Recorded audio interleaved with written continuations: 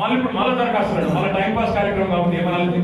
అందుకే ప్రభుత్వం దగ్గర 12 సీజన్లు కేసీఆర్ గారు ఎట్లయితే 12 కాలాలు మీకు రైతు బంధు చేసిండో ప్రతి ఒక్క రైతు అకౌంట్ నెంబర్ ప్రభుత్వం దగ్గర ఉంది.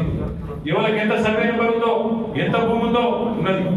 ఎవరు భూ యజమాని ఎవరు కౌలు రైతు అది కూడా ప్రభుత్వం దగ్గర ఉంది.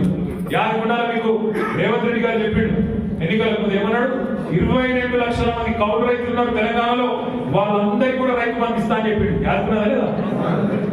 రైతు కూలీలకు ఎంత ఇస్తా అన్నాడు, 12,000 ఇస్తా అన్నాడు.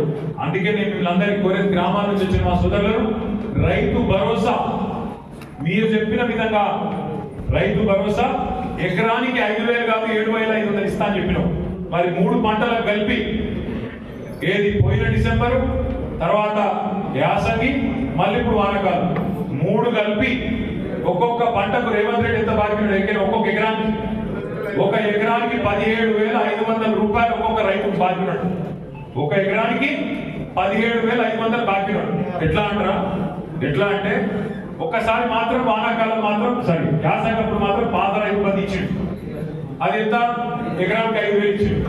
దానికి మీదికి 2,500 బాధ్యుడా, అటెంకి 7,500 బాధ్యుడా, మళ్ళీ ఇప్పుడు 7,500 బాధ్యుడా.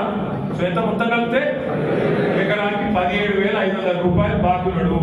మొత్తం ఇవ్వాలి. ఇప్పుడు తప్పించుకుంటా అని నడవదు. వానాకాలం నేను కొట్టిన ముసలిలోకి 2 నెలల పెన్షన్ కొట్టింది. యాదుకుందా? జనవరి పెన్షన్ కొట్టిండు, ఆగస్టు పెన్షన్ కొట్టిండు.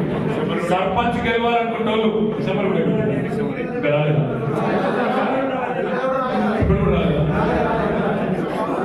అందుకే అంటున్నా, సర్పంచ్ ఎంపీటీసీ జెడ్పీటీసీ గెలవాలనే షోకున్న వాళ్ళు మీరు ఇంట్లో పడుకుంటేనో లేకపోతే కేటీఆర్